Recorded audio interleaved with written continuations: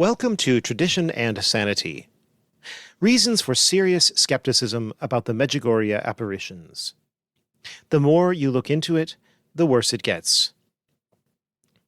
It's been all over the news. Last week, the Vatican gave a sort of approval to Medjugorje by granting a nihil obstat to the phenomena, but without passing judgment on the supernatural origin of the alleged apparitions.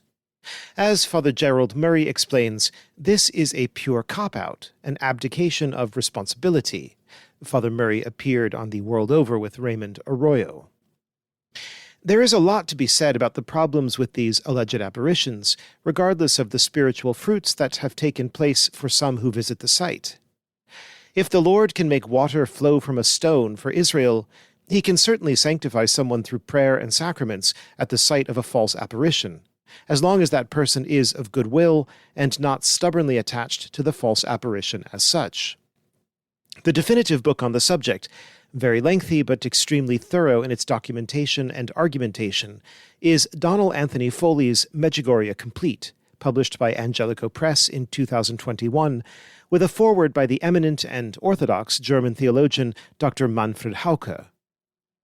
For those who look at a book of 538 pages and think TLDR, what follows is a review highlighting the most significant strikes against the divine origin of the apparitions.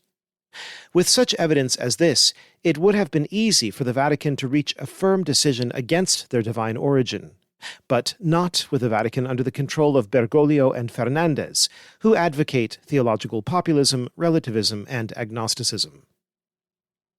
Early exposure.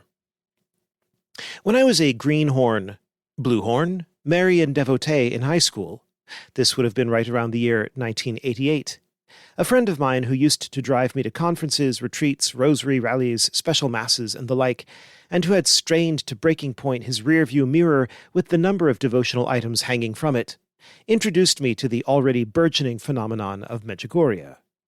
He avidly shared the messages and proudly displayed a rosary, the metal links of which had changed color. He was also into the Blue Army and Father Gobi's Marian movement of priests, and I followed suit. Although I lost touch with this friend after college, I never lost my devotion to Our Lady.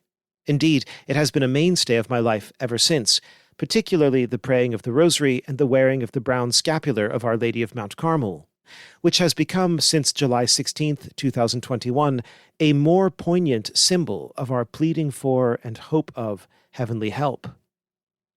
I did, however, grow increasingly cold towards Medjugorje and the Marian movement of priests. My love for the liturgy was growing, and as I immersed myself in it more, I found it to be the most substantial nourishment the Church offered for the interior life. I'm referring, of course, to the traditional liturgy. Moreover, as my intellectual life opened up through the reading of the fathers and doctors of the Church, the contrast between their spiritual wisdom and the often puerile content of popular private revelations did not reflect well on the latter. I would sometimes wonder about the phenomenon of Medjugorje. Why were so many into it in such a passionate, even obsessive way? Why did the repeated condemnations of the local bishop have so little effect? Why couldn't the Vatican reach any decision in the face of an embarrassing flood of messages, now over 70,000, lasting for decades and characterized by sheer banality and imbecility? What was really going on? But I did not, at the time, make an effort to seek answers to these questions. I just left the whole thing alone. A comprehensive history. Enter Donald Anthony Foley's Medjugorje Complete, published by Angelico Press. Thoroughness is the one word that best describes the author's painstaking approach, as of one engaged in a forensic investigation. Foley is not one who leaves any stone unturned, any avenue unexplored, any evidence unexamined. The main part of the book weighs in at 430 pages, written in a fluent narrative style that moves quickly. The additional pages in the count are for introductory material and the copious endnotes. Foley's book serves multiple purposes. On a first level, it is a comprehensive history. It tells you about the persons, lay, religious, clerical, episcopal, Places, dates, interviews, interventions, investigations, reports, political influences, and so forth. This painstaking and sober examination of the Medjugorje story does not begin, as many do, with the mysterious events of June 1981. Crucially, Foley looks into the prehistory. One cannot understand the unfolding of the events without knowing the region's dark backstory, its wars and ethnic tensions, and the alternately heroic and disturbing role of the Herzegovina Franciscans over the decades.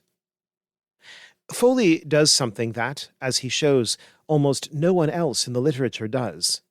He gives a close reading of the transcripts of the taped interviews done with the visionaries at the start of the events.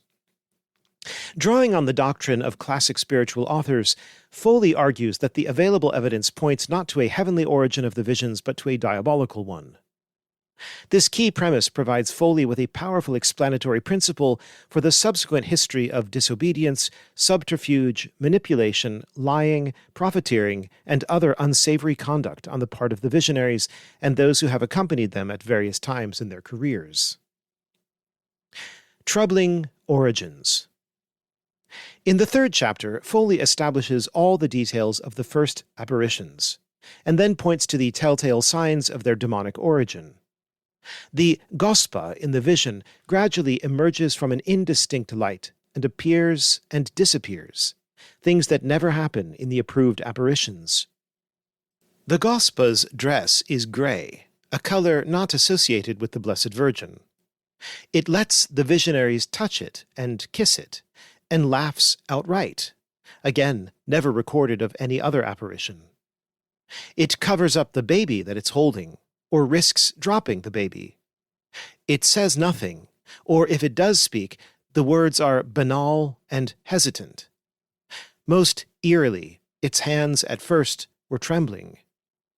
Monsignor Farge, author of the classic Mystical Phenomena, notes that, quote, God occasionally allows him, the devil, to assume the most majestic forms, such as those of our Lord, the Blessed Virgin, or the saints.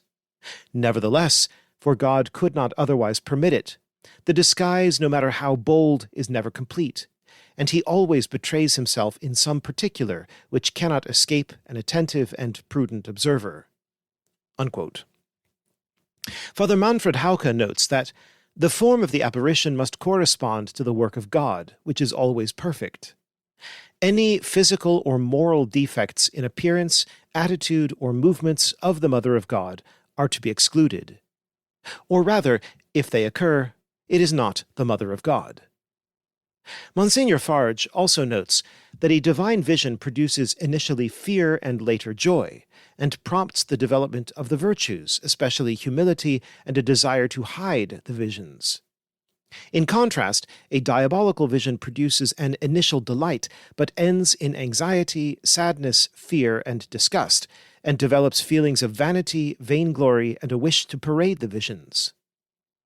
St. John of the Cross observes, the devil rejoices greatly when a soul desires to receive revelations, and when he sees it inclined to them, for he has then a great occasion and opportunity to insinuate errors and to detract from the faith insofar as he can.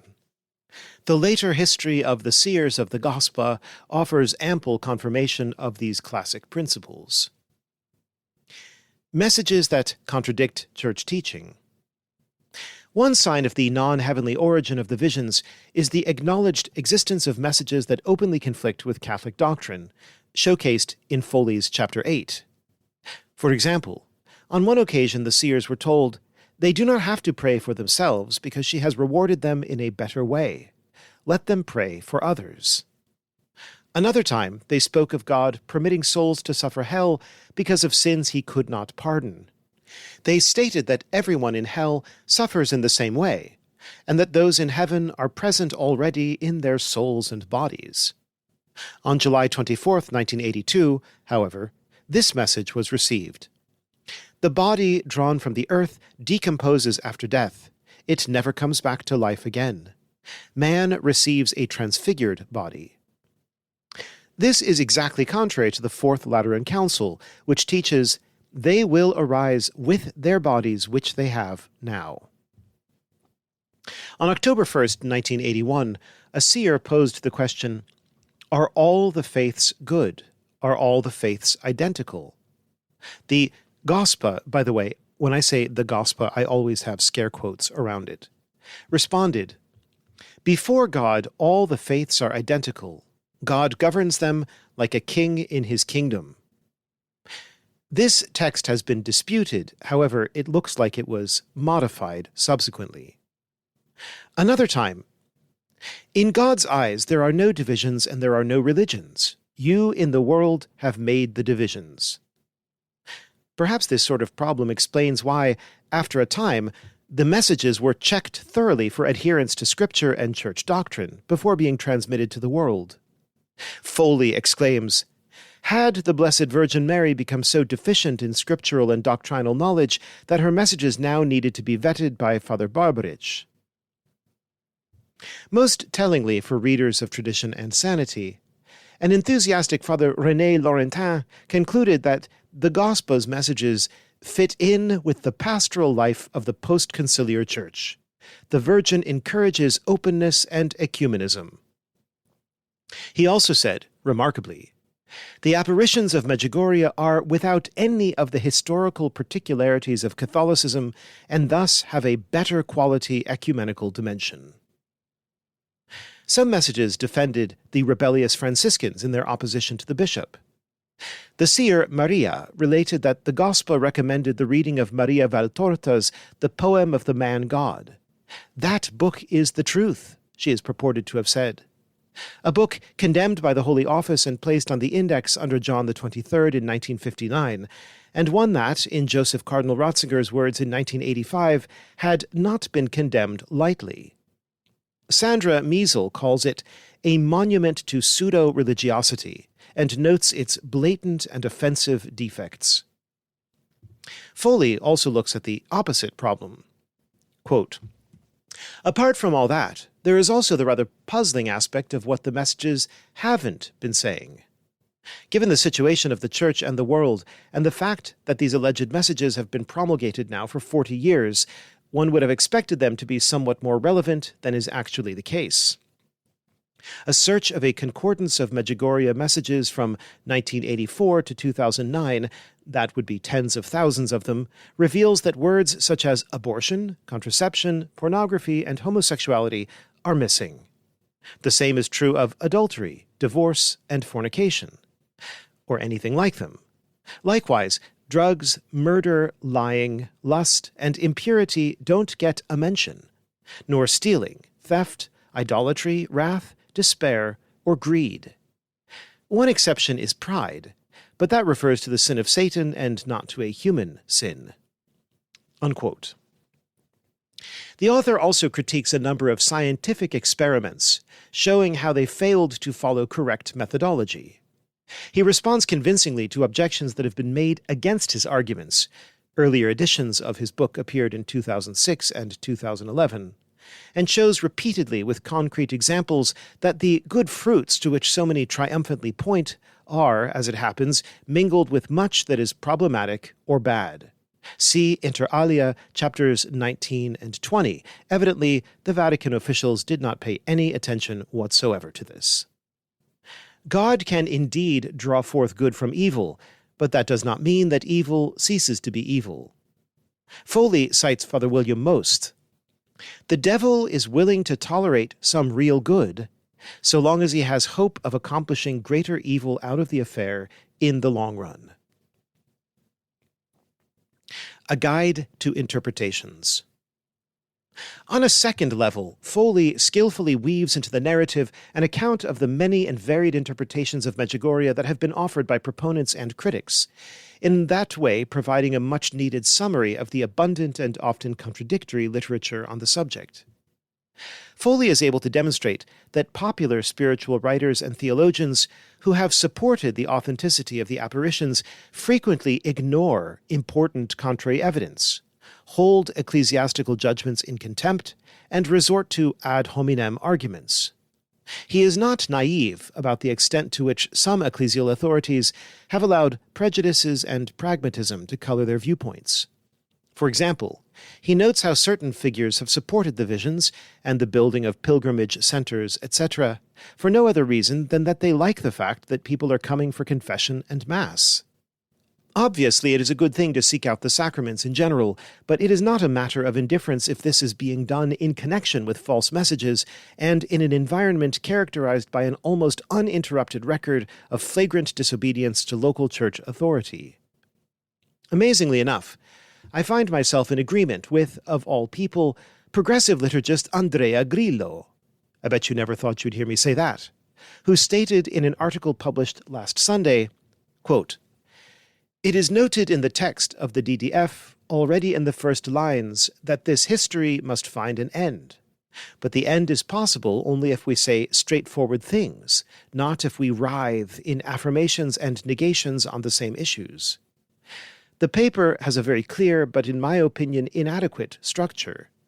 After a brief but not irrelevant foreword, it addresses first the so-called fruits and then the so-called messages, almost as if to imply that the fruits do not depend on the messages and the messages do not condition the fruits. The public cult on which the nihil obstat is ultimately affirmed is based on messages, the referability of which to Mary is left with a question mark the size of a house. Here, a certain distortion of gaze, which starts from the fruits and reaches the messages, leads to justifying a public cult despite the alarming precariousness of many messages, as if the holy life, eventually generated, is independent of the words proclaimed and the subjects who claim to refer them to the gospel. With this story of Medjugorje, the attempt to separate fruits from messages and messages from fruits lands not on a solution, but on a non-solution. Although I will not go into it here, Foley spends considerable time raising questions about the lifestyles of the alleged visionaries, their expensive homes and automobiles, their business acumen in monetizing arranged Marian visions, their lack of any religious vocations among them, and so forth. Fatima versus Medjugorje. A thread runs through the book. By what criteria do we, or does the Church, or did the Church, recognize a legitimate apparition? What are the telltale signs and qualities? What are the good or bad fruits we should be looking for? On a third level, Foley pursues the overarching thesis that the Marian message God intended for modern times is, above all, that of Fatima. He argues convincingly that in terms of evidentiality, content, and fruitfulness, the contrast between Fatima and Medjugorje is very much to the former's credit and the latter's disparagement. The same can be said of the contrast between other approved apparitions, such as Lourdes, Knock, La Salette, Banneau, and Borang, and false apparitions such as Garamandal, Nisida, Bayside, the Army of Mary in Quebec, etc., all of which Foley discusses. In general, Father Calvin Robinson's take is mine. He said something like, "Why would you prefer a half-approved Marian apparition when you can have your pick of fully approved ones instead?" My sole criticism of Foley's book pertains, in fact, to the Fatima chapters, particularly chapter 24. Foley wishes to believe that the text of the third secret has been published in full, but the extensive work that has been done on this question indicates that there is ample room for doubt. This should have been taken seriously, as it does not detract in any way from the message of Fatima, but rather underlines the urgency of adhering to it.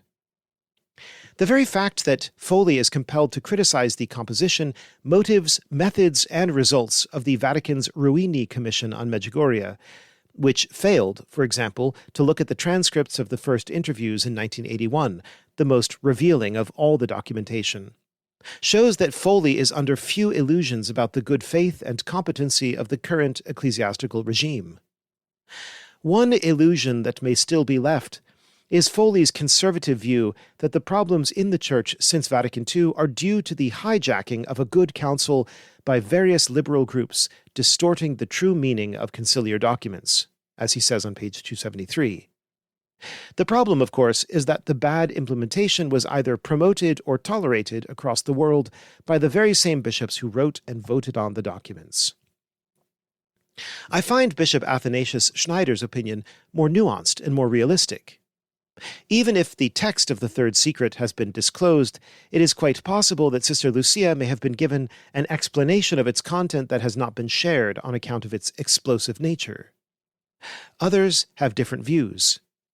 It seems to me that if the third secret, as read aloud by Cardinal Ratzinger, is the full text, there was little reason for earlier popes to have acted as if paralyzed by fear and foreboding, so much so that they refused to share it earlier, although Our Lady had specifically asked that it be shared by 1960 at the latest. The aura of this terrible secret seems to correspond rather to the announcement of some ecclesiastical cataclysm that brings unimaginable destruction. It seems to correspond, in short, to the event of the Second Vatican Council and the tsunami of theological and liturgical deviations that came in its wake. A book worth having and reading. This weakness aside, I unhesitatingly recommend Medjugorje Complete as truly being what its subtitle proclaims, the definitive account of the visions and visionaries. It is a rich gold mine of historical information presented in a chronological and logical manner, and doubles as a judicious evaluation of the rambling literature on the subject. Not least, it offers an inspiring presentation of the message of Our Lady of Fatima, in which Foley rightly recognizes a culmination of Marian interventions to date.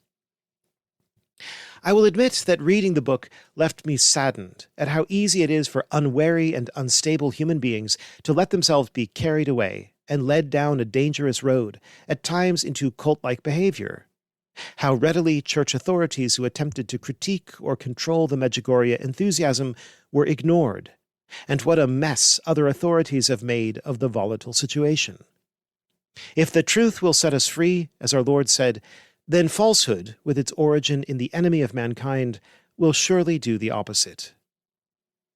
There is one final question that will be on the minds of many as they listen to this review. Can we say that Foley's Medjugorje Complete is the right book for convincing a die-hard devotee to step away from Medjugorje and take up a sounder, safer path of Marian devotion? The answer is ambivalent. The book is long and hard-hitting. If the recipient you're thinking of is an avid reader with an open mind, then yes, reading this work would almost certainly result in the abandonment of Medjugorje. Sadly, as Foley himself admits, many devotees are so locked in, so convinced of the heavenly origin of the visions, that they would consider a book like this one to be a temptation or a form of persecution. It seems clear to me that this book is of most benefit to those who, having no axe to grind, simply want to learn the truth about the affair. Those who are pastors of souls and must give spiritual guidance. Those who want to see their own strong Marian commitment purified and nourished. And those who study the history, theology, and discernment of visions, apparitions, and revelations.